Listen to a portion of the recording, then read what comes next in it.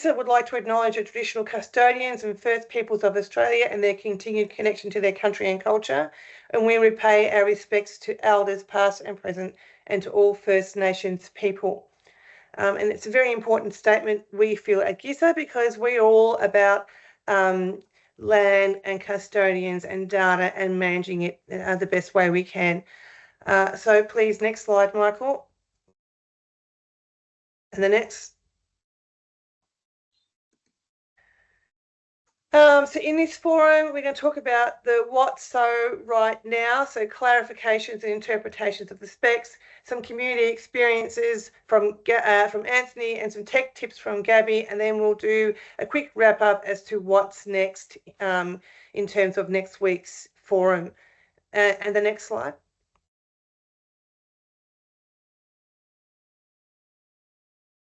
So for those of you who, in particular surveyors,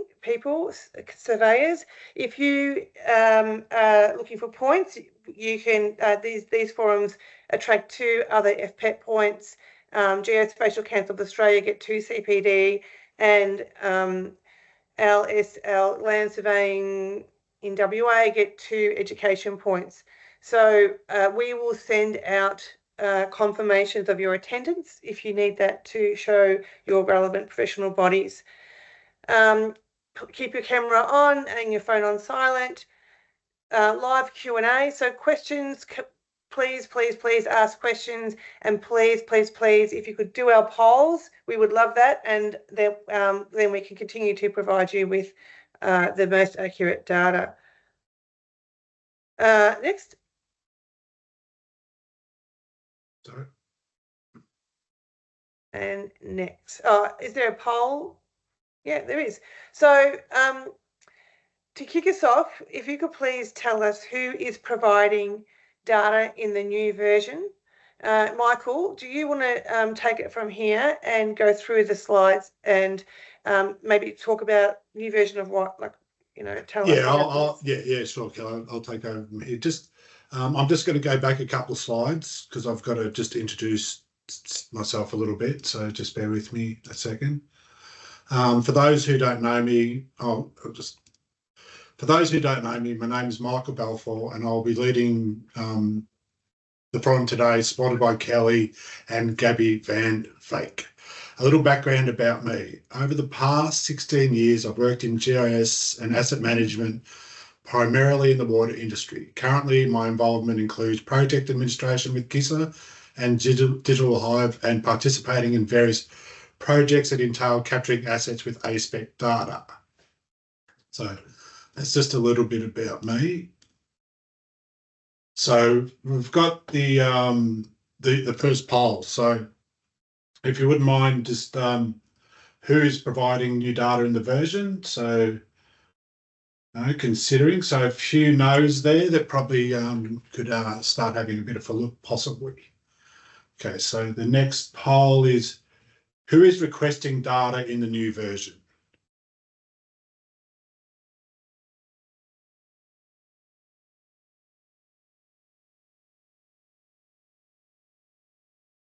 So, okay, let's wait a little bit longer for that.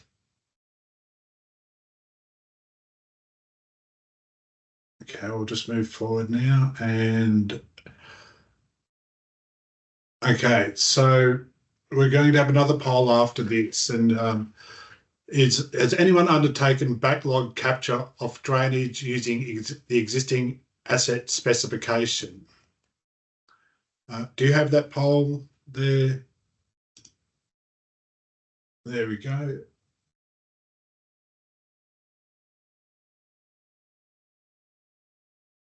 And there we go. Oh, well, there's a few yeses there and a few no's, so that's good. So everyone would be familiar with this layout. When we use the specifications, when you're capturing your data, it's best to go into the A-SPEC website and go into the specifications page and select the specification you're working with. In this instance, O-SPEC. What you're seeing here is an example of how the new DDS version looks.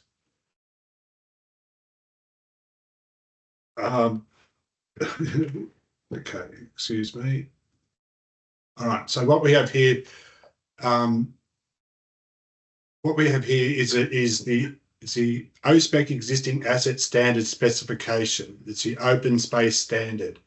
It's a customized version of the O-Spec that categorizes a requirement for providing asset data that has already been constructed and exists within the asset owner's area of management. It should be given to individuals or organisations responsible for collecting and providing asset data capture. Care must be taken not to confuse the requirements in this document with the complete requirements for asset data capture for new or rehabilitated assets as outlined in the as constructed versions for all specifications. This is an example of how an existing version looks. Please note the column on the far right that outlines requirements for each attribute. This is typically used for backlog data capture, specific projects to verify assets in field, and the expectation that migrating legacy data to O-Spec structure. So, Gaby, if you could help me out here a little bit with the understanding of what this is used for. Yeah. Okay, so quite often there's a lot of elements in your standard that you don't really know, and you're not really going to be able to determine what those are. So I'll talk about the unique identifier, for instance. You probably already have a unique identifier that's part of the GIS. This unique identifier is something that the developer has to create at the moment, when they create the data, but this data is already created. So that YR that's in there says, well, require and may need more of a search. So in other words, you may use the GIS ID in terms of that, or you may use an asset ID. But you're probably not going to create a blank new unique identifier. So therefore, there's some research or some thinking that needs to happen about that. The area of works ID, the first one, if the project's already been delivered like 10 years ago, you probably don't know who delivered it, and that area of works ID relates back to the original project. And if you just have the asset, you probably don't know. You may know, but it's a lot of information is unclear. So probably the area of works ID is something that will be missing, or something that will be very hard to obtain. So that's something that's optional. Saying, yeah, you can put it in if you want to, but it's probably not going to be possible to do it. The C's are all the ones that's required. So in other words, those are the ones that you definitely need to obtain, and you should be able to obtain those. Thank you, Gaby. Okay, Michael. Thank you very much. If anyone else would like to jump in and ask any questions or assist with any knowledge they have, feel free to do so. All right, so next slide is what else have we been doing? So we continue to look for anomalies within the sample data and within the documentations. Further research on data governance and the impacts of data governance. Again, updating the sample data, updating code lists, and updating the code list API. Most importantly, to get these things across the line and to understand them, it's input from the users into the specs. The more people scrutinise the documentation and the sample data, the better off that the specifications are. There's more involvement, and we can pick up these small anomalies that seem to get past us at times. Gaby, could I please ask you to talk about the API this year, because the subscribers will be getting access to that in this financial year? So all the code lists are available on a web application, and I've shown that web application extensively. And so those will be available. to all users. From this year on, it will become part of your subscription, and so if you're a subscriber, you can get in touch with me, and I will activate you on those. Now, behind the CodeList web app is an API that you, if you know how to deal with APIs, or your IT people can use to access the data in real time, which means that you don't have to go onto the web, but you can just extract that. And what people do is they can plug that straight into their GIS applications. So if you're interested in that, also get in touch with myself, because this will be available free of charge or part of your subscription from this year on. Okay. Thank you, Gaby. Michael? Thank you. So changes and possible impacts. The adjusted description of the code. Example, the fibre reinforced cement changes, and what sort of impact does that have to the business, for you, for your information? And a medium impact to delivery is a missing code list of the unit of measure. For example, the poles and a unit reference. Gaby, do you have anything for that you might want to say? I've got a Sorry. I mean, sorry, I can't hear. I can't hear there. Could you just repeat? So with the changes and the impacts with the code descriptions and missing things from the code list. Okay. Okay. Let me answer that. So sorry, I got I misunderstood. So part of the web application is there's a little form on there that allows you to submit proposals for new codes. Now, the code list is open source. Anybody can get access to the code list. The web app is not open source, but if people want to have access, then they can just talk to us as well, and we can arrange that. But part of that web application is a little form that allows you to put in a submission for, or a request for, a new code, and you're also allowed to propose what code you want, and that goes through to George, and George can then approve on the app, can approve or not, or have a discussion with you about the code. Now, all the codes that people have submitted will be available as a separate list. So you can go and look at what other people have submitted. And so if you see something, okay, I also want that particular code, then you can make a comment and you can say, well, this is, I agree with that, or perhaps the code should be somewhat different. So just to engage with people who need codes, but the main reason for this is to make it possible for people to propose a code, and for that code to be very easily made part of the total code list, because it's real time. Once it's approved by GISA, the next time other people look at the code list, that will be automatically part of it. Okay. All right, thanks, Gaby. Look, when there are discrepancies between the PDFs and the sample data and other material in all these instances, just please use the PDFs as a source of truth. GISA use their best endeavours to align all the content. So look, thankful when they receive this kind of feedback and apologise for any inconvenience. Again, just still some of the same as we've just spoken about. So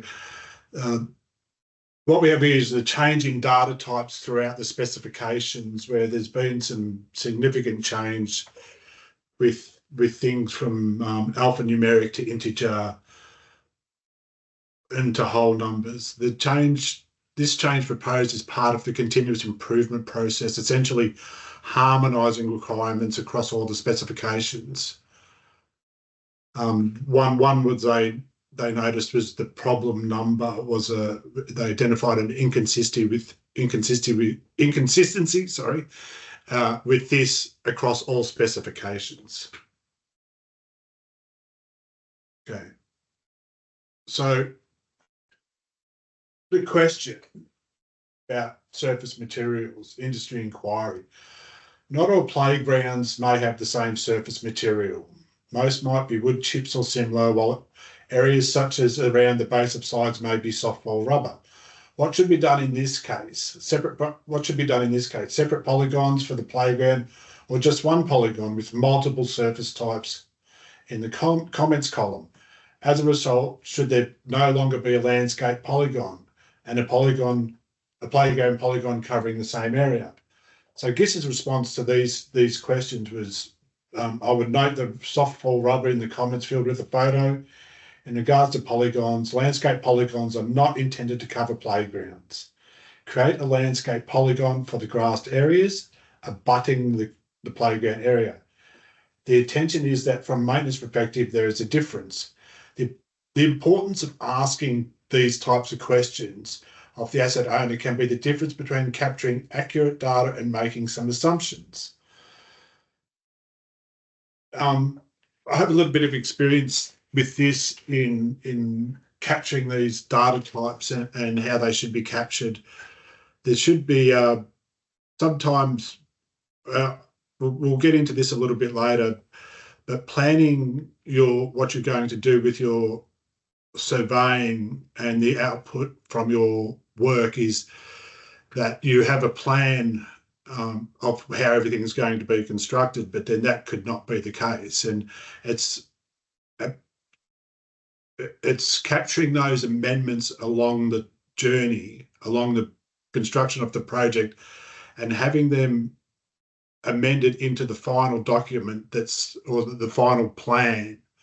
So you might have an amended pathway that might have changed its direction or shape. So having those things at the end and understanding the output is very advantageous to your client, particularly when it comes to the financial and the financial asset registers. So we'll have a look at these circles here. The park on the left contains a cricket pitch and practice nets. Should this comprise of 3 separate polygons with the area cut out of the main playing field area? Similarly, for the tennis club on the right, would you expect a separate playing field polygons according to surface type? The answer is yes. The approach for classifying these assets separately is to support maintenance teams knowing where the different areas are and being able to measure the areas from the polygons captured. So there we come back into your maintenance activities, financial, the financial understanding of what you own. Okay, here's a question. Should timber paling fences go in as fence type equals picket, or should it be shown in the comments via see comments, please? Gaby, I would maybe ask you to jump in on this one as we spoke about this the other day. So it's important to note that the C comments code is not a code that is intended to go into an asset management or a GIS database. The intention is for C comments to be submitted. It gives you a mechanism for submitting codes that are not found or not available. But so when you submit, first of all, when you submit a C comments code, you could have a new type of pipe, and the material is new, the manufacturer is new. There may be several things that's new about that new asset type that you're installing, and so you may have multiple C comments in the comments field. And so the way that we do it is we're going to go fence so first of all the attribute type equals, and then whatever it is that you feel it should now be, and then you put a separator in. We propose the piping symbol, and then you do the next one. Material equals. So you could have a string of those in the comments field. Now, it's up to the council, and it's important practice for the council not to submit all of that into your GIS database or your asset management database, but to actually go through the exercise of determining what the proper code should be, and to use the app or to whatever process you follow to get a proper code for that asset or for that attribute, and then to fill to replace the C comments with the actual code that it should be. So just in a nutshell, C comments is not intended to be a permanent part of the data set. It's intended as a placeholder in order to get the right attribute. Over to you, Michael. Thank you, Gaby.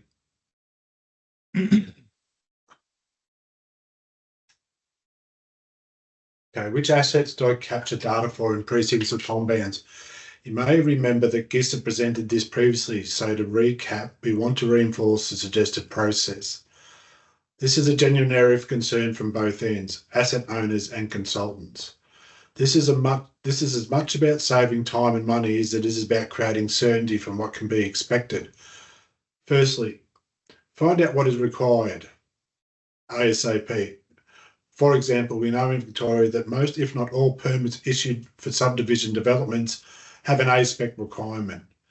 As surveyors, As surveyors, we suggest you educate your clients to create awareness of A-SPEC, especially if it's just a tick box for them. Use the checklist to guide for your practical completion, whether for greenfield sites or capital works. Determine which specs council subscribe to and see if it matches their requirements. And what happens if, say, an organisation is asking for assets not subscribed to? Determine as soon as possible, then refer them to GIS to discuss if they want to subscribe or not.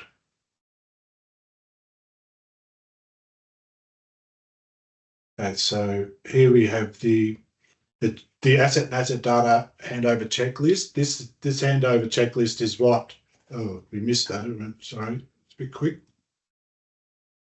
Yeah, so this is the checklist that you'll give to the people you're picking up information for. Ask them what they need, from what specifications, then you're better off placed to understand what requirements you need for such data. Right. So Kelly and Gaby, this is a live conversation. So George wants us to discuss when the maritime assets, I guess, or marine assets. So when will there be a dedicated spec for maritime and marine assets? Gaby, do you know anything about that?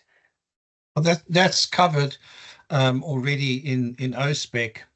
In my opinion, I'll get other people to comment, but there's jetties and there's what are the others? I should have actually had the spec open and I don't. Is it pier? It could be a pier. It could be bollards. No, it's not a bollard. It could be a bollard. A bollard is a traffic management device. There's boat ramps. Yeah, piles. Those would be piles. Yeah. I would have thought. Piles or pylons. Anyway, so tell us, take yourself off mute and join in the conversation and talk to us about what you know about the maritime and marine assets, if you are using them, and if this new asset that's in the spec, is that right? Gaby, am I using the right terminology? You can tell I'm all over this whole spectral terminology. I'm guessing that this is a question asked by somebody, because normally stuff that looks like that that you find in a park would be defined as a bollard, and that will be, which is, and a lot of them in a row could be defined as a fence. But in this instance, these are in water, and they have a different purpose. They probably are there to tie up boats or things like that. That's what I would assume. And for me to get a proper answer, I'd go back to the council and say, well, what is the purpose of these? What are they actually used for? And that will give me, I believe that'll give me a better outcome in terms of what it should be. But that's my opinion. I do want to hear other people's opinions. Do we have any councillors by the water here? And Yeah. if so, what are you guys doing with that sort of stuff? Yeah, Gabby, it's Steve here from Bass Coast Shire. I would agree with you. They are not bollards. They are part of the jetty or pier structure. It looks to me like, they are in the water, and from what I could probably tell is that they stick out like that because of the rise of the tide, possibly. Yeah. Mm. And so, Yeah. I don't know what I was going to ask. Is anybody else baysiding and using these specs and having this question come to them? We haven't actually used it yet, but from Port Hedland, we've got a new marina being built and handed over to council in the next 6 months or so. I would have treated those. I don't know whether that's actually supporting the pier or not, but it's a bit like a bridge with a rail sticking up. I think I agree with Gabby. It depends on what they're used for. If they're just tying up boats, it's different from being actually part of the support structure of the jetty or whatever it is that's being built there. I was going to ask a question about navigation aids, because we're going to be given navigation aids, and how do we treat that? What's navigation aid? I just want to. A navigation aid is a light. It's a light or a floating. What do you call them? Beacons, I suppose. Beacon, whatever. Yeah. And I guess that signs. I don't know. I don't know that we have something for that. Emergency markers, Gabby. Oh, they're emergency markers. They probably are. Except they get used every day, all day. It's mainly for the marinas, guiding the people into safe water. Yeah. Because we have fairly shallow water, and we have at the same time one of the busiest ports in Australia, I think in the world, with export iron ore tankers. And these guides actually keep the recreational boats away from the commercial boats. Yeah, I agree with you that I don't know that they're emergency markers, but they're safety markers. Yes, which I think falls under emergency markers. But I'm not 100% sure about that. That's one that's a good one for discussion. But I just want to jump back to bollards. Somebody just I've got Anthony. the thing open. Put in a definition. Yeah. Arthur put a definition in, and basically they are bollards. If you're tying a boat, a short thick post on the deck of a ship, or a quayside to which a ship's rope may be secured. Well, I think that in terms of the A-SPEC definition, bollards are aligned with the first part, so traffic management. And in fact, we don't have a thing called a bollard.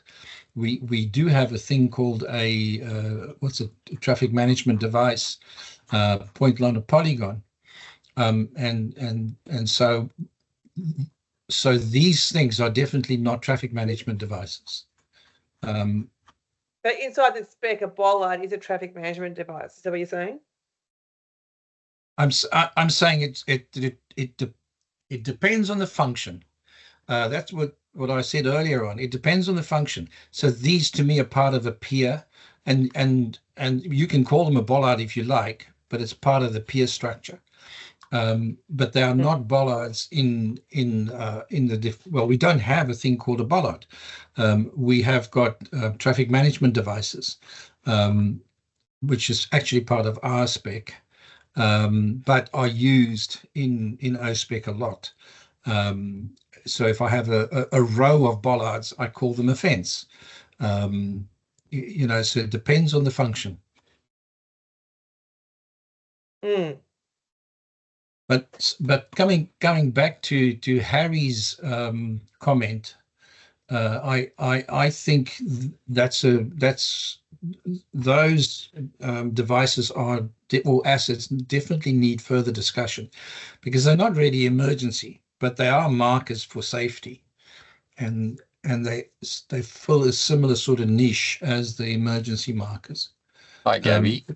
Yeah. I just found on the specs in O-Spec, it comes under marine safety and assist facility type. So it's got buoys in there, which would be marked as a point, and you record the material, etc. That sounds good. Good. It shows you how badly I know. Well, I thought I knew O-Spec well, but obviously I missed that. Okay, good. Thank you for that. That's a good one. Yeah. So that's how you would classify those markers. These are the buoys that Harry was talking about. Yeah. The lights. Yeah, those guide lights. Yeah. They can be also fixed poles in the water, as opposed to floating markers. Yeah, correct. But that's the same. I have a further question about bollards. We have a unique facility up here in Port Hedland where we use 300 kilo limestone blocks as preventing our younger generation tearing about town with their four-wheel drive motorbikes and what have you. Are they called bollards, or are they a traffic management device? Those are traffic management devices. Okay, so that's how I'll treat them. Good. Yeah, and so for traffic management devices, there's a few types. The ones that, you know, if it's a point entity, then you'll treat it as I'll tell you in a minute. It's a dev perim, DEV _ perim, so traffic management device. I'm sorry, that's the polygon. The TR _ lines is the line entity, and dev lock, DEV _ lock, LOC, that's a point. But we'll come to that tomorrow. That's really part of A-SPEC, because they deal with traffic.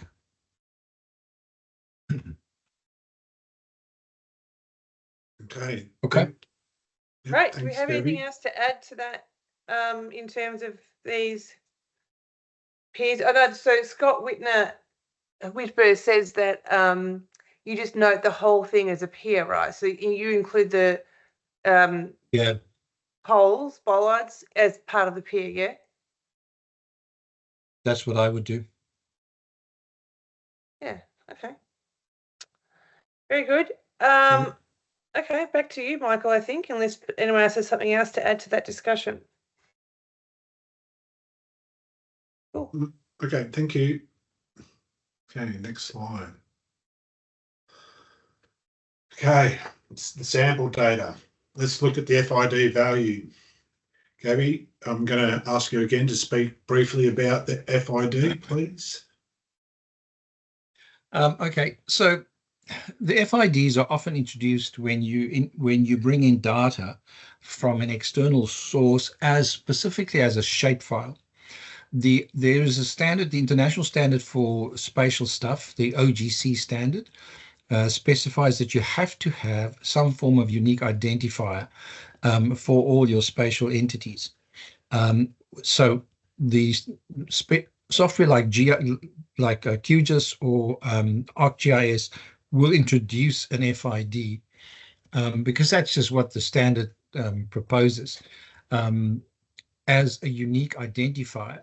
Now, even though if you bring data in, now we're looking there at I don't know what it is, build ID, so that looks like a building.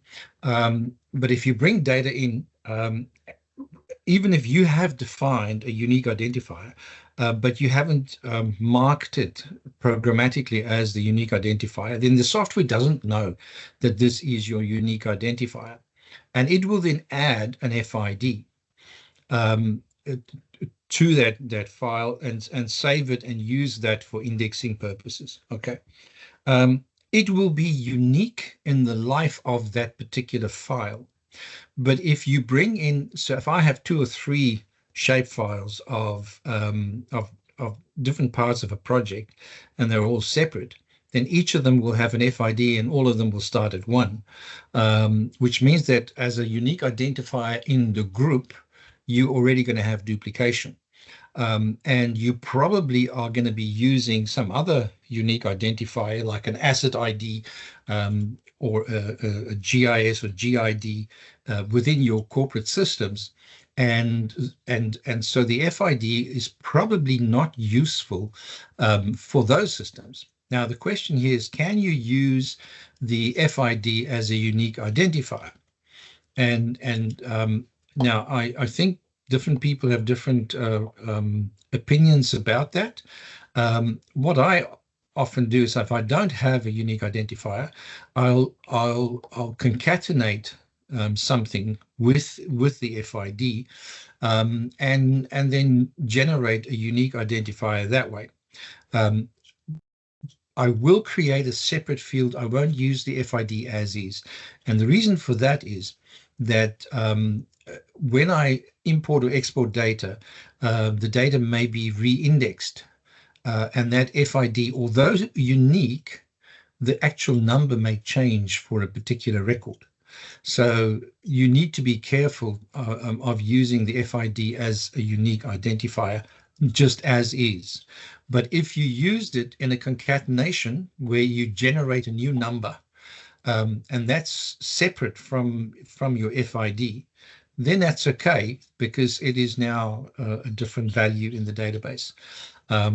So probably I think the comment here is we just have to be careful when we use FIDs. Okay, thanks, Gaby. Look, to summarise that in my lay person's description is it's a system generated, not an A-SPEC requirement. So it doesn't have to be ingested into an asset management information system or GIS. Typically, there represents an object identifier. Can you use this as a unique ID? Not recommended, as it changes when there are changes in the files, as Gaby mentioned. As far as a reliable identifier goes, A-SPEC tables typically have a unique identifier that can be relied on. Does anyone want to ask any questions about that while we're here? Okay. Governance. We'll enforce a number of examples under these 2 key areas, data and processes. Firstly, on the left here, if we look at the area of work extent, in the 2019 versions, A-SPEC was critical that all assets are provided with an area of work extent boundary.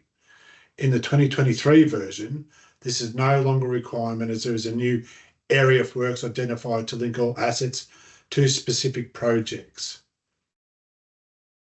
It leads to a question we were asked about creating a specific area of work ID or a whole project area of work ID. So the whole project area of work ID is that everything within, so you've got your project, within this area you might have playgrounds, kindergartens, pathways, car parking, shelters. So all of these assets can be given it can be allocated this area of work ID. So if I want to look at this in a financial asset view, that if you want to look at the project all over, it's easier to bring all this information and assets together, understanding what the area of work ID is. I think it's a good way to keep everything together and being able to capitalise your projects. Okay, next slide. Right. And so here we have the specific the whole project, or do you have what are D and O specs? Which is probably the best is up to you and what your processes and procedures will be within the business. Okay, so codes and code lists. The next two slides reinforce governance for codes and code lists. As you can see, there are three criteria for the creation: new attribute, new asset class, and changing an attribute's requirement. Typically, additional code lists are only created at a time when a specification is revised. Gaby, do you have anything to talk to about this process? I kind of already explained it earlier on. I didn't realize it was going to come up again. But it's basically the fact that we have that form, that extra form on the web app where you can submit new codes and that you can ask for codes to be created that way, and there's a whole process around which it's managed. Yeah. All right, thanks, Gaby. Okay, so what happens for codes to change on new codes list to be created? As we've just gone through some of this. So I'll just move forward on that one. And again, we come back to this is a new initiative by GISA, and requested everyone become familiar with the process.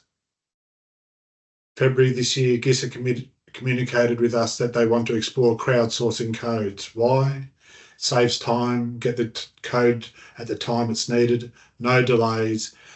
And as Gaby mentioned before, it makes C comment redundant. So you have all the superfluous data sitting in your tables, and it's good to get rid of this noise. So what's the process? When an opportunity arises to go to the authoritative source,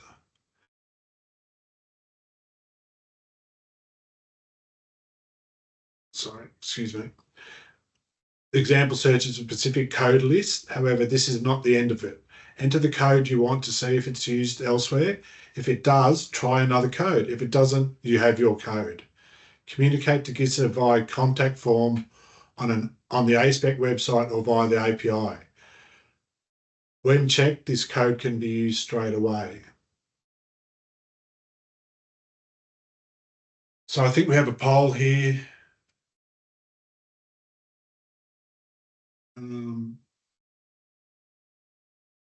Kelly, I'm not sure.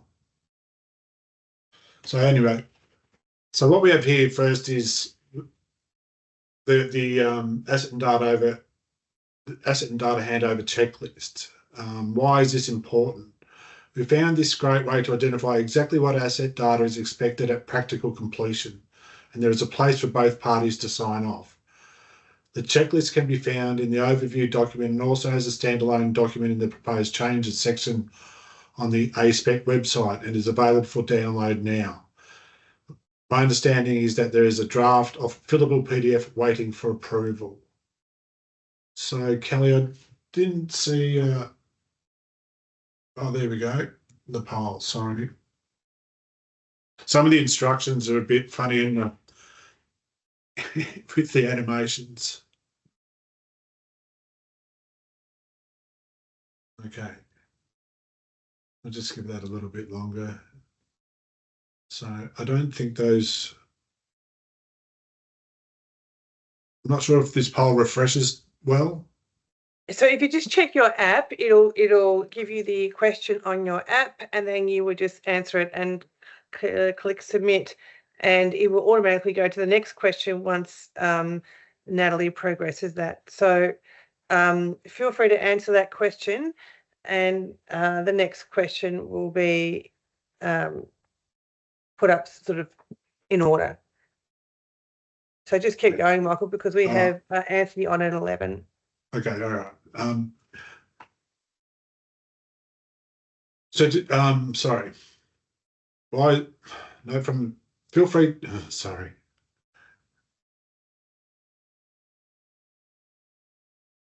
From observations, there is continued concern over verifying that what has been built is recorded in the ASCON data. This is about recording variations that have occurred during the construction phase.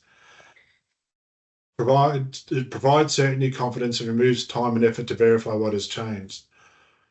Okay, excuse me. So it's really important. I do want to talk about the checklist. This comes back to the plan versus as constructed. And when you have your report that at the end of the construction, some examples are that, again, I can talk about the pathway, that the pathway changed. So some areas and costs changed there. So this is an understanding that when you're going to build something, that those things are built, and then if there's some problems during the construction, that those amendments are noted in this form and in the drawing itself. So which helps then with your final output files and data to your clients. Okay. I'm interested in, okay, we have a poll here. We'll get to that. Monitoring the various... Sorry, Michael, I just want to interrupt because there's a question from Corey Williams that perhaps you or Gabby could answer. Sure. So with the API, is an official and crowdsourced flag at all? This way we could leverage this via the API, but prioritize official codes against the crowdsourced codes. So the feel free to elaborate, Corey, if you need. No, I understand the question. So the answer to that is yes, it is. They are kept separate. They're actually separate lists, and if you cannot, the crowdsourced codes are there to be approved, and once they're approved, they'll be moved across to the actual list. They're both available. You can see all of them, but they are being kept completely separate. And sorry, and then the other part of it is both of them are available via the API, both lists. Okay, thanks. Real good. Okay, so certificate of ASCONs, news from Queensland. This is, as you can see there, the Surveyors Board of Queensland has issued a reminder that only registered surveyors can issue such certifications.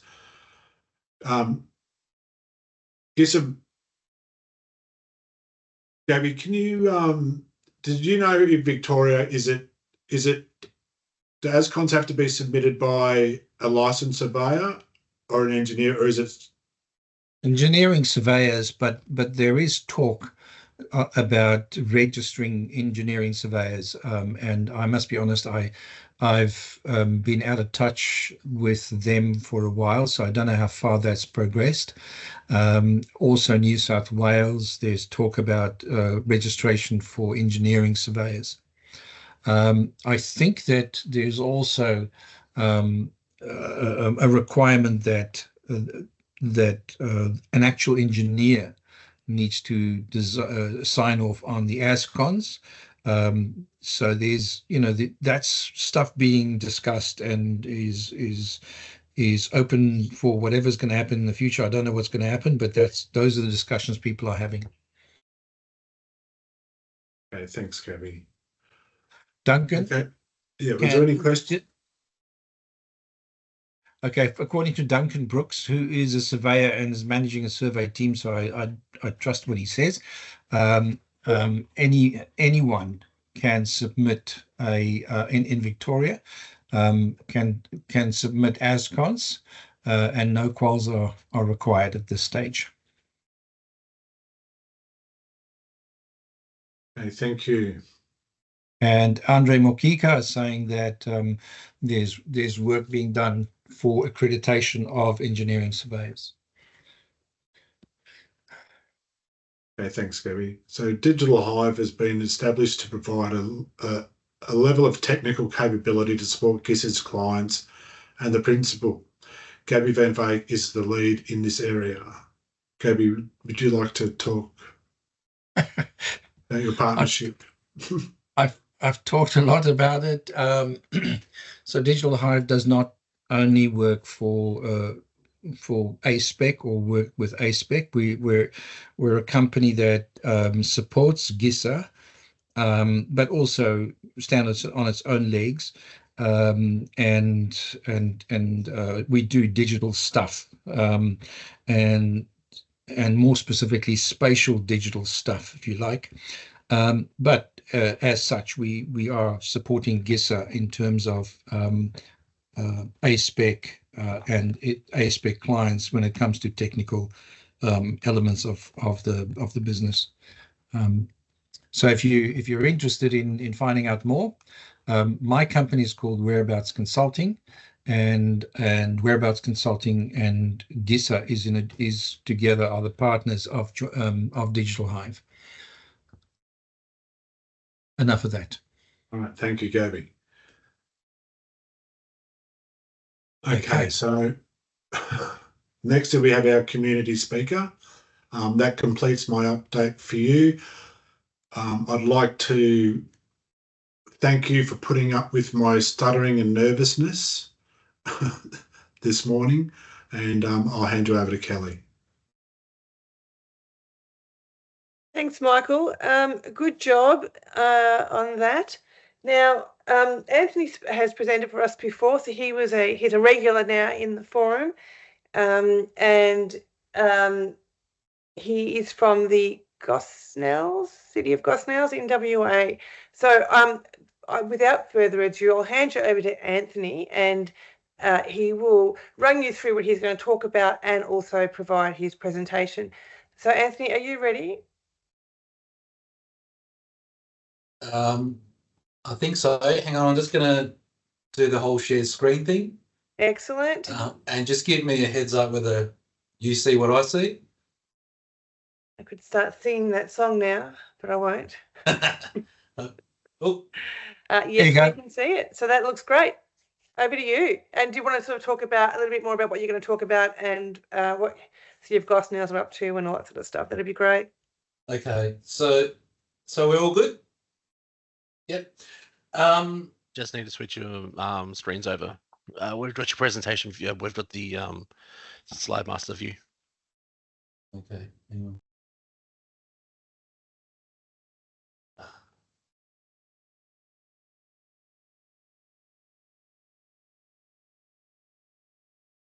Sorry, this is not my usual. I'm in a quiet room, so I'm getting used to these screens. Swap that over.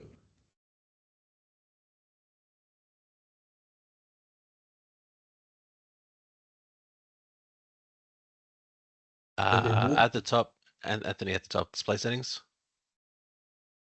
Yep. Yep, drop that down. There you go, swap. Better? There you go. All good. Thanks, man. Cheers for that. Good morning, all. So I blame George. He wrote me into presenting today. Not that I mind, but I did present last year. And what I presented on was the City of Gosnells' journey in A-SPEC, and I've been in an asset management role here for 4 years, so a short period of time.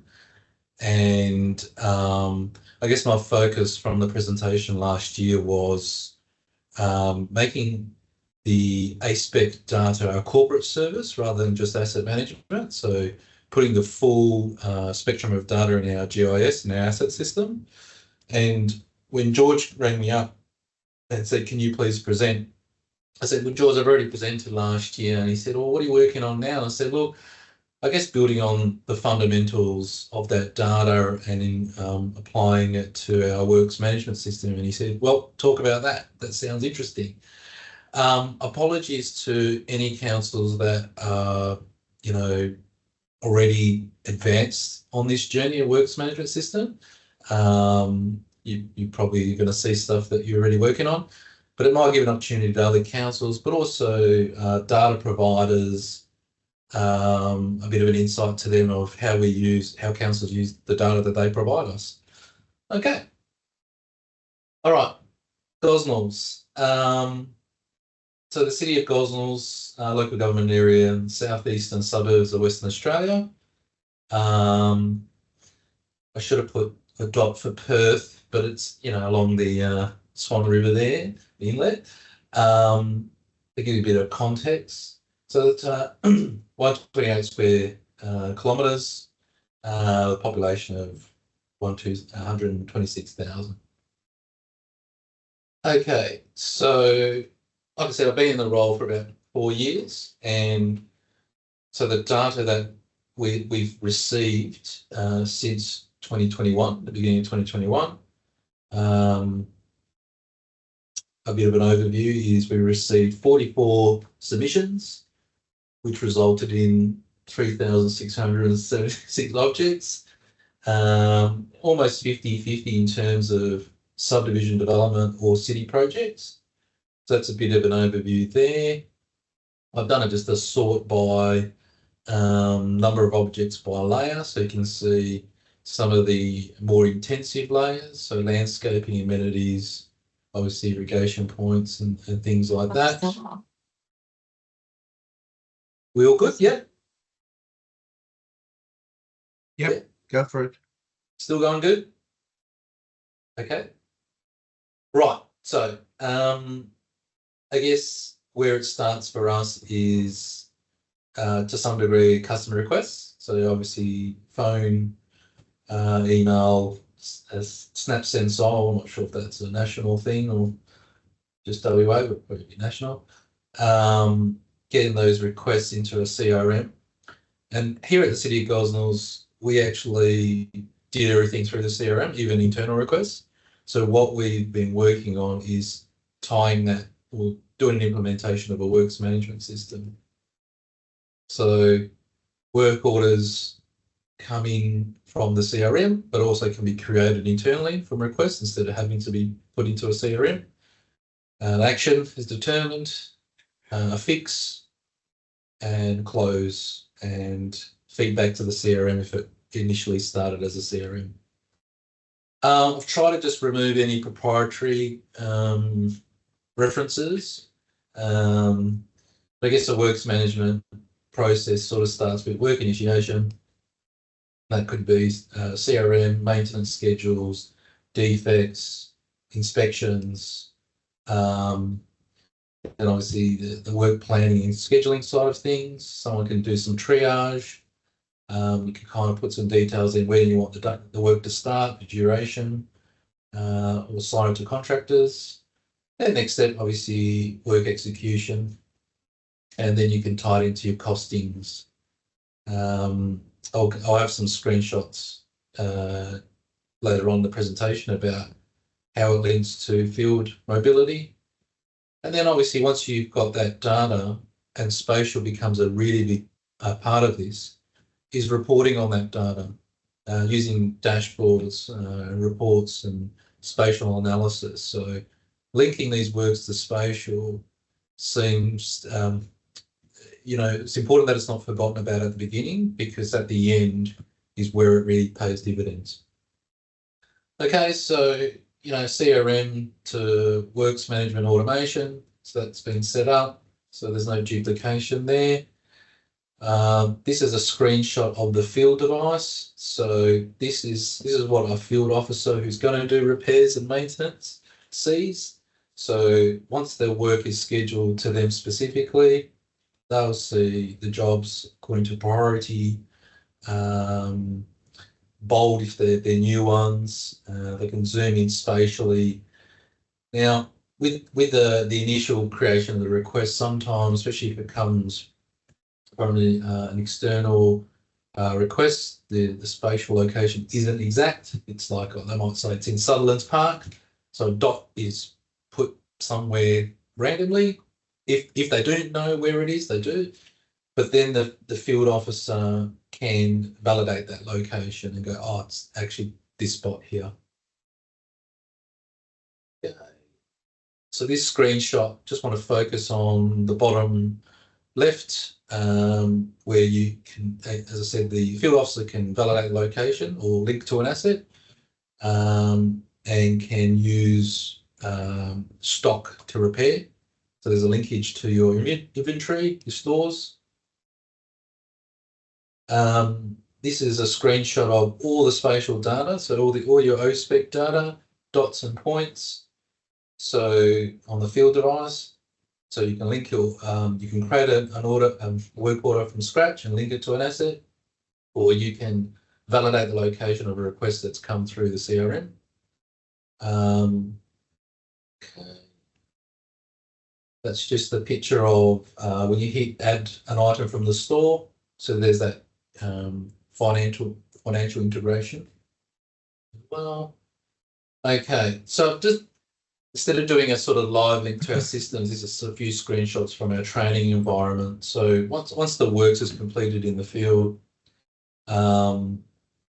it's integrated back into obviously the works management system, but also the asset register and the finance register. So just the next few screenshots is about how that looks. So each screenshot will just be what you would see clicking through these tabs. So this is the asset itself, the sort of the number, some details about it. There is a few more details than the screenshot. Next slide. Health and risk. So you know, if you're running scheduled inspections for condition, it's linked here. You can see the observed condition is 2. We run a 1 to 5, 1 good, 5 bad. Try to intervene around 3, and when it was last changed. Link to the asset book. So what is its current carrying value at the moment? The mapped or the asset that's mapped, so the validated asset location. So at this point it's been linked to the correct asset. And then obviously over time you will have a history of the work that's been completed on that asset. We've just done some training data here, and I guess the big benefit of spatial data and linking the works to that spatial data is you get a history of what has been problematic for that asset.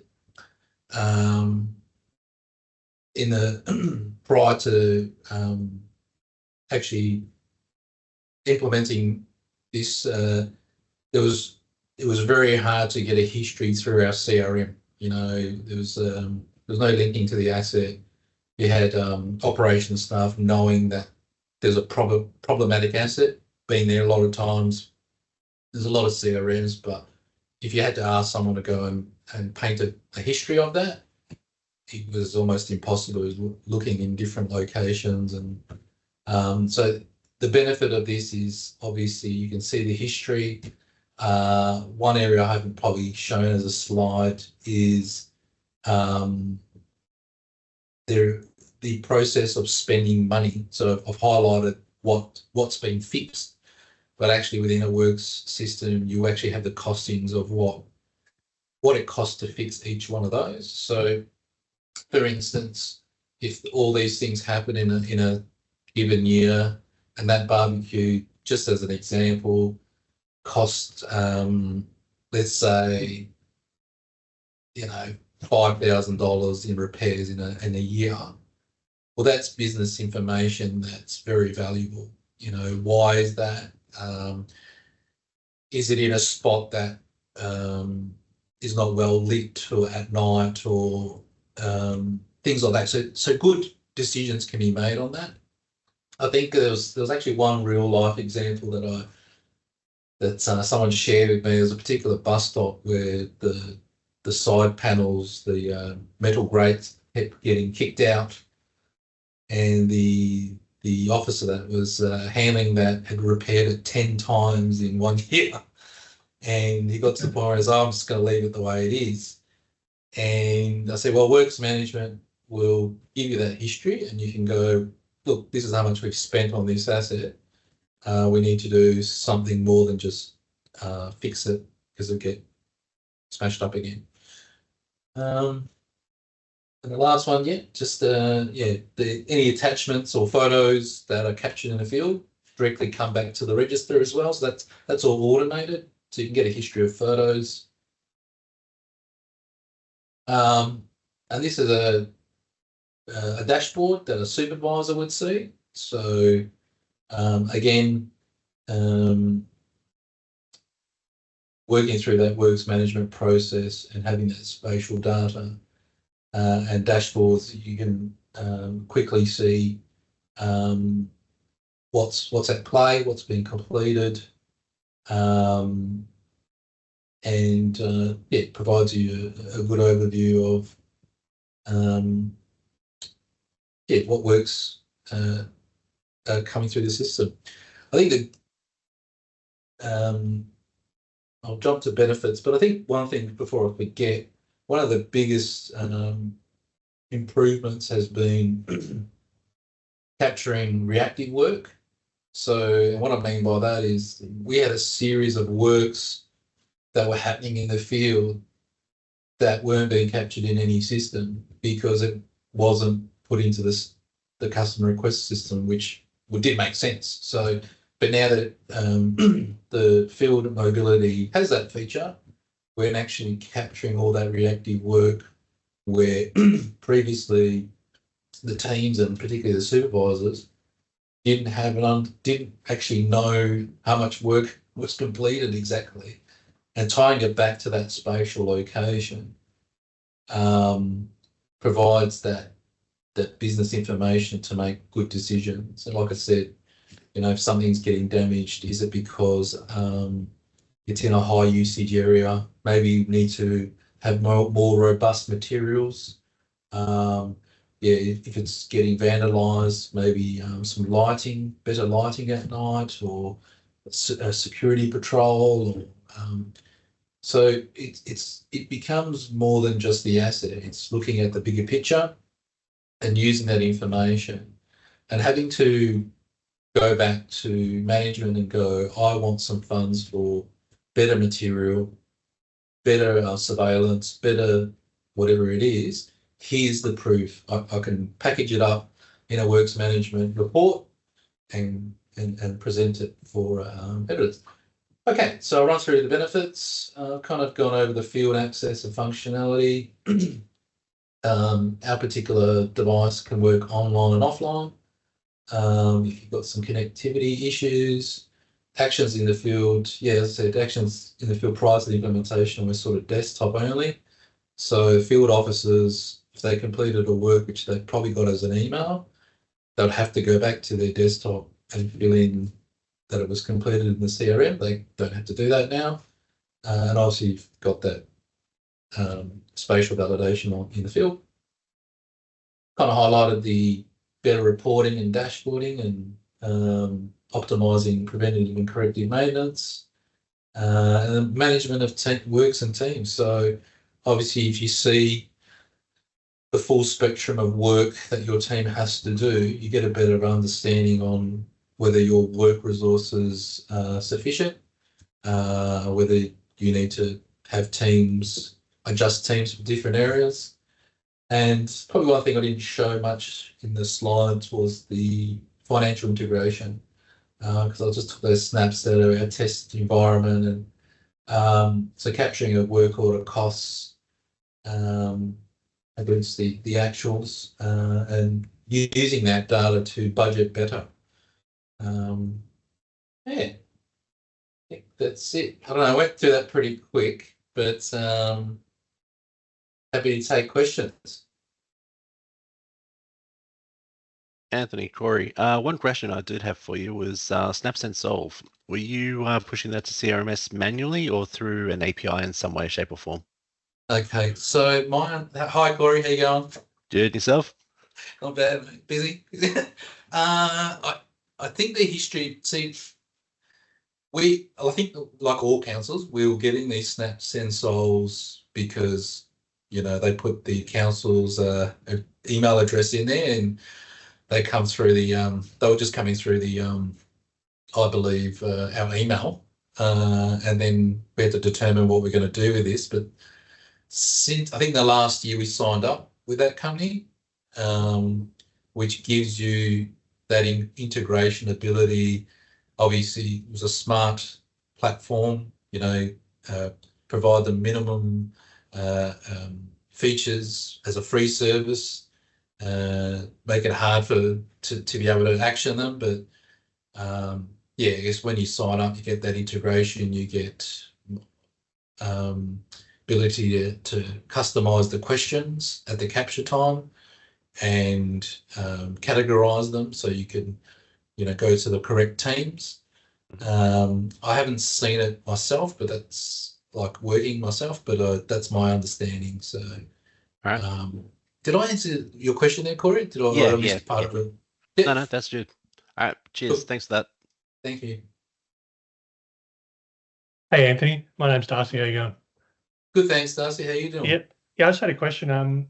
I guess, did you have any difficulties incorporating all these new assets and keeping track of them? Like, did you have to prioritize any of the asset classes over another, or did it go pretty smoothly for you? I think big projects like this, I found it was better to prioritize. So the initial release for us was for parks. But we tend to roll it out to other asset classes. We've got sort of workaround solutions for paths,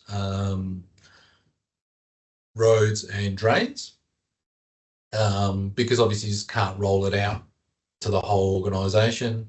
Well, we can't. We just don't have the resources. So I've got a sort of implementation staged plan per asset class, and we decided to kick off with parks because we're happy with the quality of the spatial data. Yeah. I guess I mean also like within the open space area. Like, did you like the landscape stuff? Did that go down the list a bit, or were you pretty happy to just focus on the entire open space register you had? Yeah. So so in terms of the A-SPEC, we put all of it into our GIS system. I guess the difference is how much of that goes into the asset register, and every council's a bit different, but our position here is from a financial point of view, we don't recognise soft assets like mulching and even turf, which be controversial, especially for sporting fields. I think that might change soon.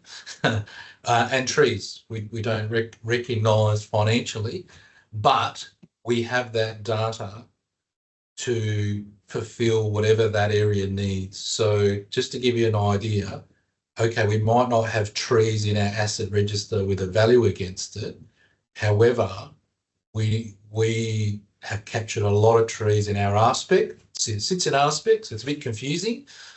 I think when that was first put together, it was assumed that all trees were going to be in road reserves, and we get a lot of new parks with a lot of new trees, and we make sure that when we get an O-SPEC, if there's trees, we get the A-SPEC with the trees. And that data has been very valuable for the tree guys, because of so much work goes into those soft assets. Watering of small trees, pruning near power lines. So we utilise that data for those processes. However, they don't, I guess, take a priority in our asset register at the moment, but we don't, as I said, I think here at City of Gosnells, probably 4 or 5 years ago, the focus was really assets, like as in what do we recognise as an asset? And I've sort of changed that to we take all the data because there's many uses for it, and you just got to pick your battles. I'm sure, as I've said here, I think turf will be recognised one day, financially, maybe, because a lot of our maintenance costs as a open space class, a high percentage of that is maintaining turf and trees. That's by vast amount of money, probably 50%.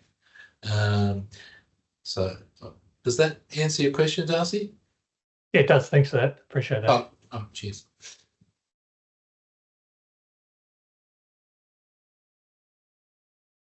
Okay. Thanks, Anthony. Do we have any more questions?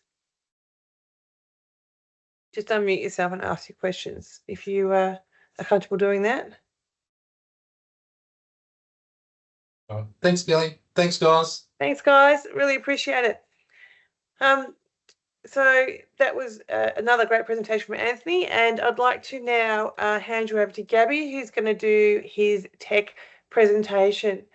So, Gab, are you ready? Yes, I am. Awesome. So I'll hand you over. Thanks. Thank you. I'll just share my screen. I'm already set. Give me a sec. Wrong screen, I think. We can see your tech talk. There it is. Yes, we can see it now. Okay, perfect. So it was the right screen. Okay.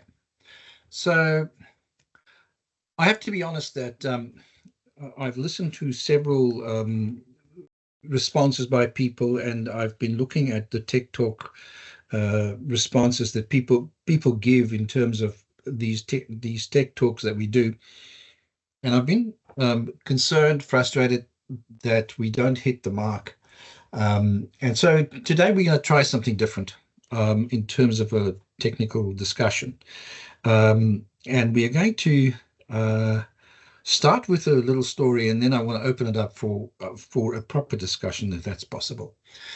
So I recently joined, or did a project with a big company, and we did a whole bunch of things, but we started off with some of these, quite a number of these. Some of you may recognize that. It's a Mavic 2 and a 3. It's DJI drones.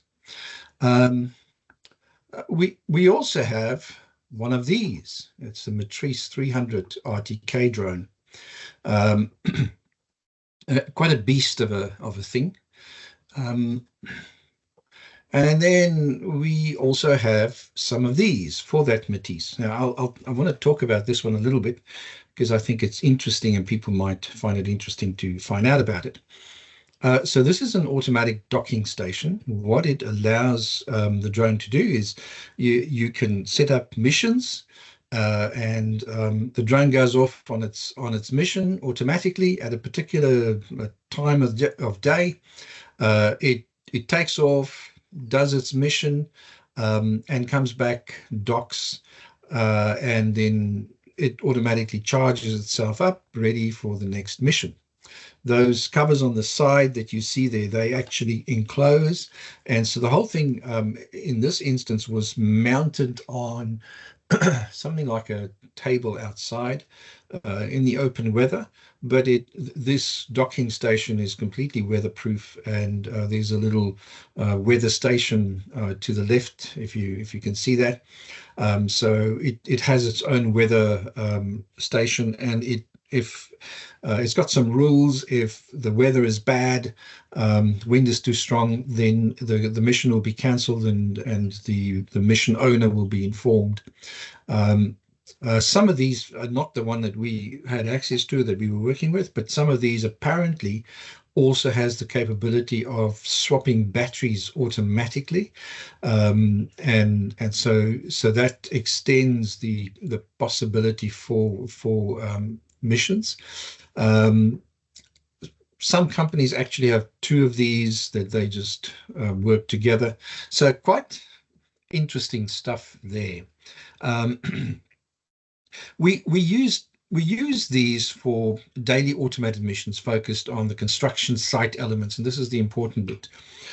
So there's this is a big port that's being constructed, and so on a daily basis at 3 o'clock in the afternoon, the drone goes up and it starts surveying the construction areas, and that's all pre-programmed. Then at night, these are safety areas or areas where safety is a concern. So at night, there are random nightly missions focused on security monitoring. And then there is also alarms around these infrared alarms around the perimeter of the site, and any triggered alarm also then at night triggers a mission where the drone then goes up and takes photographs of whatever the area is. Now, I should also quickly talk about this. So some of the payload that we've got is there's an infrared camera, and that's why we can fly at night. And then there's also a LiDAR payload.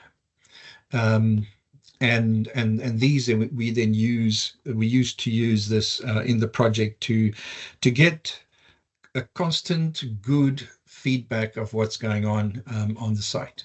Here's an image of the port being constructed, and on the left-hand side there's also a community project that the company is busy with, where we use that infrared.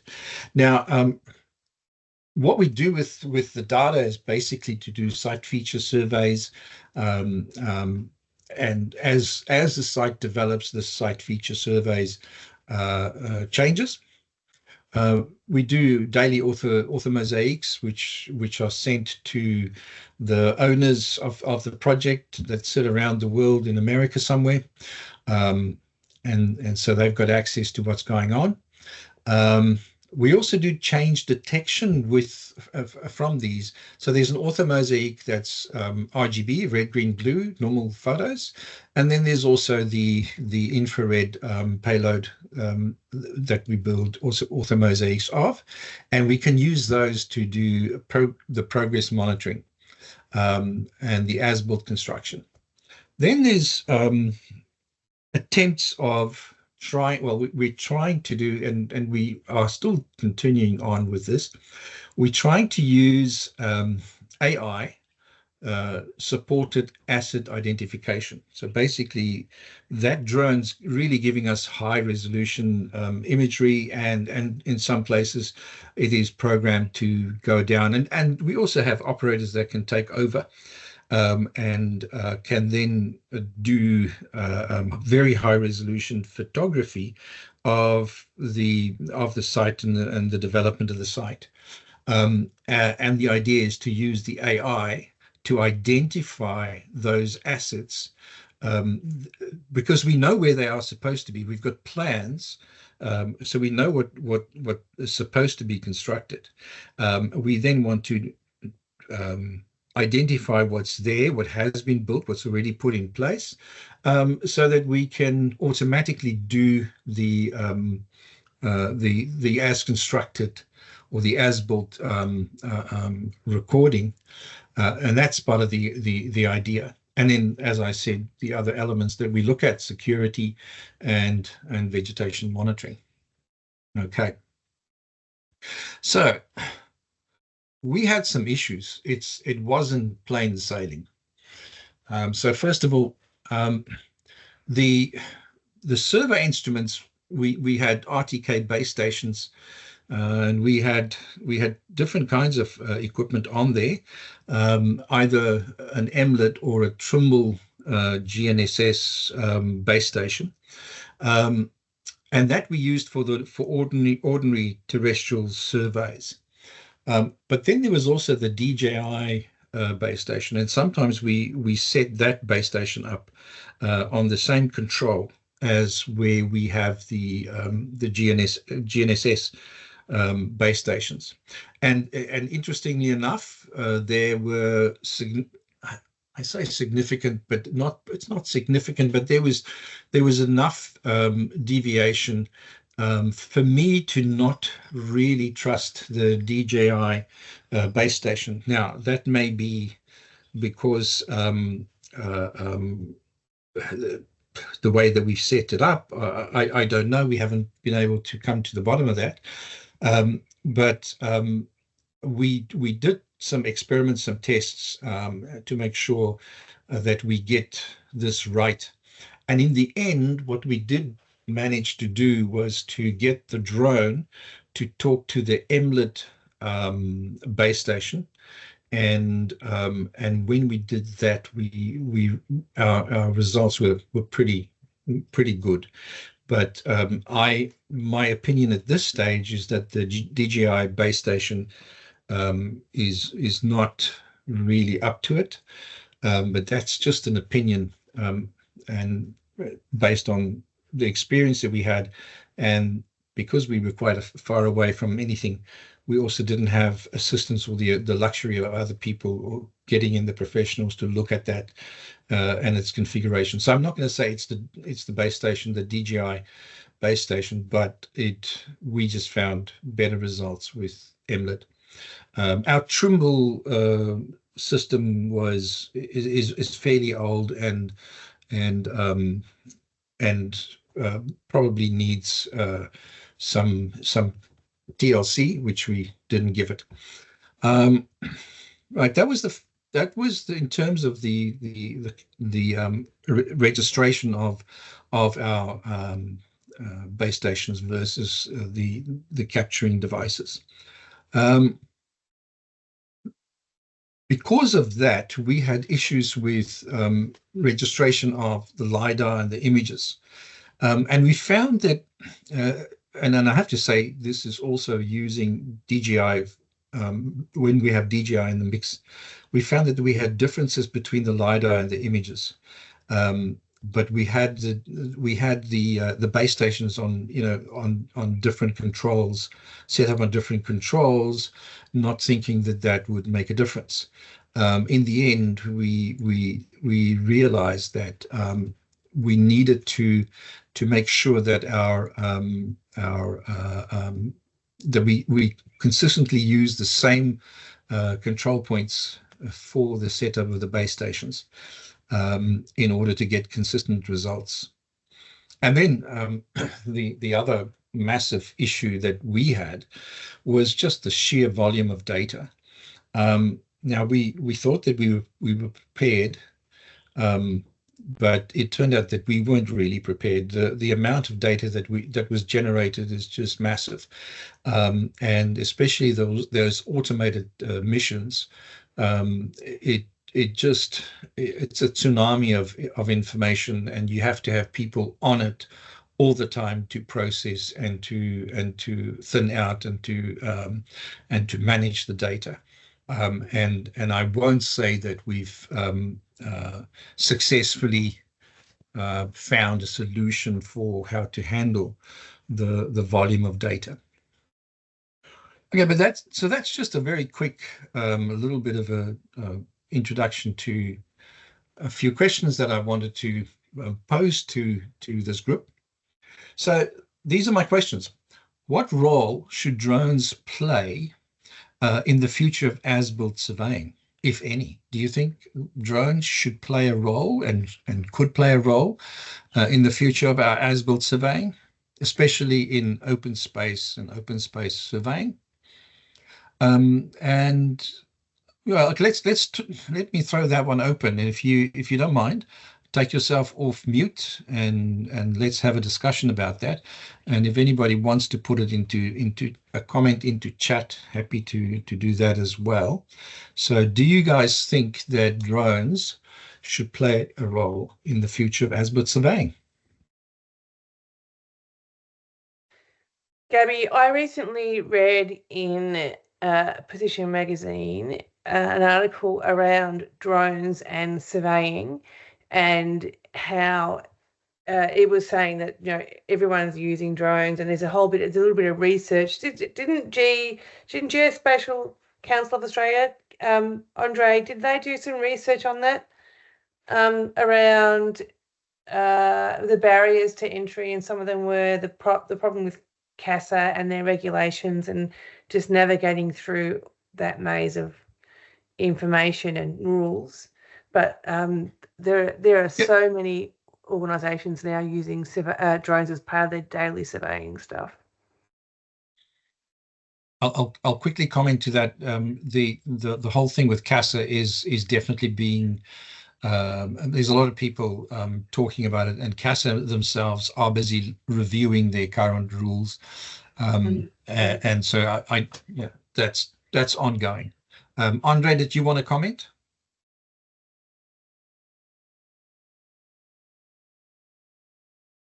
Andre, now we know you're not listening. Okay. Is there anybody else? I know that a lot of people are using drones for various things, but has anybody used it for as-built surveying? We're looking at using drones to survey all our open drains here in Port Hedland, but we haven't actually started doing that. But one of the questions I asked was, how do we get around the privacy issues? And the solution I was recommended was start talking to the community that you're going to do it, and get them on side before you actually start sending drones along back fences of people's properties. That's we're still in the early stages. We haven't actually started doing it yet. Yeah. I'll just mention that the project that I was working on is a port, and we actually start all of our missions right on the edge and of the water's edge, so we don't have a problem with neighbours. And they also own the land around the port area, so that wasn't an issue for us, and so in a sense that was much easier to make that happen. Anybody else? Yeah, Gabby, we don't use drones to capture the as-built surveying, but I imagine it would be in the future.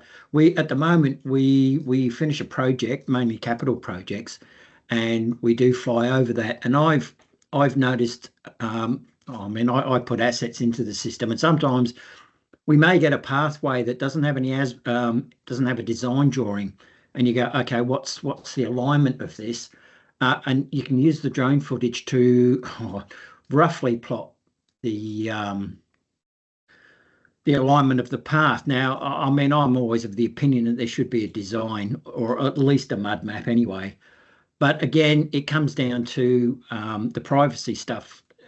I don't know if other councils have this, but the ratepayers are very, very suspicious of anything council does if you don't tell them about it. And even if you do tell them about it, it's privacy issues.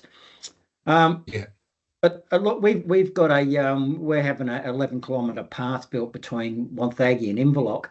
Now, I can't imagine doing a PC and walking that distance. And we do have design plans for that, but I mean design plans, not as constructed. So I will probably be relying on that drone footage to sort of see where those any assets are. So that's what I'm looking forward to drones. I mean, I guess the other thing too is the spatial reconciliation with that. At the moment, it's just a photo, and I can't see. I can't see. Sorry, go on. I was just going to say, I think you should look at having LiDAR, because if you can put LiDAR on there, you get a three-dimensional RGB, so you get a color point in space, and you can create your images from that. But it is still, you actually have the 3D part, so that helps you to classify and identify the features much easier. Absolutely. I've been in mapping for over 40 years now, and you're talking about utopia. And I, we work for a council, so that the chances of council buying a LiDAR camera are pretty slim at the moment. And the other cost is if you get LiDAR from some other place, it's putting extra cost onto the capital project. And And that's a big thing at the moment. You know, we just any sort of extra money that's not necessary, and I would argue that it is absolutely necessary, but you know, I don't always win that. That would be fantastic to get LiDAR, and you can fly it up your road reserves, everything. That would be brilliant. Can't wait for the day. Yeah. Okay. I think that's coming. If I've looked at the prices of those, and I think it's coming. But that's again my opinion. Anybody else? Any other comments?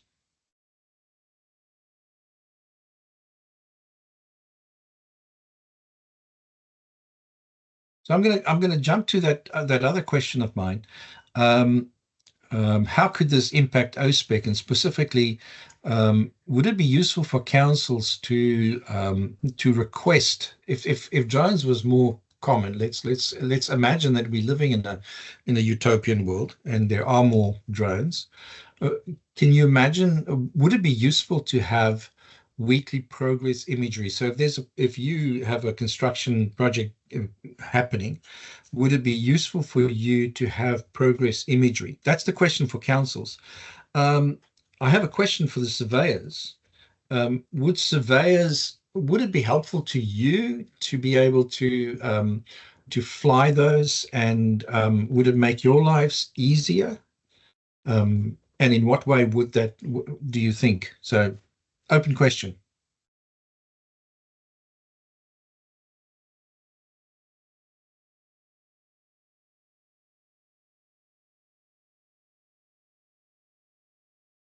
Nobody? I'll go. We've used a drone to test doing asset recording for A-SPECs and not O-SPEC, but we've run into issues with the sheer size of the data and then the amount of drafting you needed to do to convert it into an A-SPEC submission. So we tested it, but we think it's a long way off. Okay. Did you, so if I may ask, did you have software that you could use to do classifications of the LiDAR? No. So it was just a point cloud that it spat out and then manually sort of join the dots. Yeah, that would be hard. Yeah, I can imagine. Yeah, I did look. I must say there's some really good software now that once you've gone through it, and also Civil 3D has some tools, but once you have a LiDAR, you can do a classification of that image of the LiDAR and extract your features, and it thins out the points by 1,000-fold. You know, and it just keeps, and it becomes, the more you work with it, the easier it becomes to work, to classify and to extract your information. But yes, the sheer volume is a nightmare. Has anybody else done any classification or worked with LiDAR in this sort of way? Not yet. Okay. All right, that was all I had from the tech talk. I didn't want to push it too much, but I'm hoping that was an interesting discussion for you, and yeah, maybe in the future we'll have a different discussion and we'll talk about you know, how we change the O-SPEC standard to incorporate these sorts of images. Right. That's all from me. Thanks, Gaby. So as I do the wrap up, we're just going to throw up some polls. If you could please answer those polls before you go, because it just helps us get better. Gaby, do you want your polls up there, or shall we just skip over those? How are we doing for time? We've got plenty of time. Well, we've got a little bit of time. Enough time. Put mine up, please. Yeah. So, Natalie, if you could put those polls up, that would be great. So, Michael, could you reshare your screen so that people can see them as they're answered? Everyone should now be able to see which design software, if any, do you use. on their phones. I can see people are answering them, so we just need to be able to see it on the screen.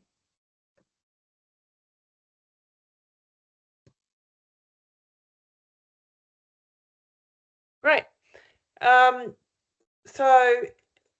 Gaby likes to collect this information because he likes it. And so if you could all please just answer this, it'll be great. And if you click on that slide, Michael, it'll refresh with the current answers so we can see how the poll's going.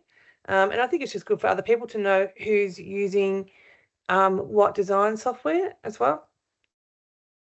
Is that not? Yep, there we go. So that's great if you could answer that. And then in a second or so, Natalie will push out to the next slide and the next. And we don't have a lot, and they're quick polls. And the last 4 polls are really about rating our speakers and what you think of the presentation, so that we can make sure that we are constantly improving and tailoring the information that to meet your needs and specifications. So we heard from Michael today. He talked about O-Spec, and we had that discussion around bolster versus traffic management. And one of the key things that came out of that discussion was we need to identify the correct specification. In order to do that, it's important to understand the function and purpose of the asset. So as an example, if we're using 300 kilo limestone blocks to prevent hooning and fast driving, these are actually traffic management devices and not bollards. So understanding the purpose and the use of those assets is really important in helping to identify which specification to use. We talked about governance and data processes and some changes. And we noted that from 2023 that the requirement to provide an area of work is no longer there, and that there is now an area of work identifier which you can link to assets or specific jobs, to link assets to specific jobs. So that was just an update for those who did not get that. That was what we talked about there. Gaby talked about his tech stuff and drones and as-built surveying. And who's using, we're really interested in knowing about who's using drones and what they're using them for, and if they're not using them, what are the barriers? Because it really is a very fast, up-and-coming, changing technological industry that we're in, and drones seems to be one of those things that are really quite commonplace these days. So next week we are talking about what is next week? Next week is A-SPEC, and A-SPEC is not, it's roads. So road specifications, which is always a very exciting thing for the industry to talk about. Are there any more? Can you keep going through those slides, please, Michael? Because there should be some more polls there that I haven't seen come up. So we have Shane Sewell, who will talk about his overview give the overview on A-SPEC, and John O'Sullivan from RAM is our guest speaker, and Shane will also do the wrap up. So that'll be a pretty cool week next week. So if you could all please just give us a little rating, a star, 5 or 1, whatever you think is a fair thing. It's anonymous, so we can't track you down and ask you for any more feedback, but we do want to know how our presentations are going and what we need to do or clean up to make it more interesting and engaging for you. So we'll just keep progressing those slides through. And yeah, look, we're going to stay online for a few more minutes. If somebody, or we got 20, we're finished a little bit early. Don't tell George. Even one tells George. Yeah, so it's open. Please come and talk to us if you have any questions or you want to post online. Otherwise, thank you very, very, very much for coming along. We really appreciate your support, and we hope to see you again at the next forum, A-SPEC for roads. So thanks, everyone.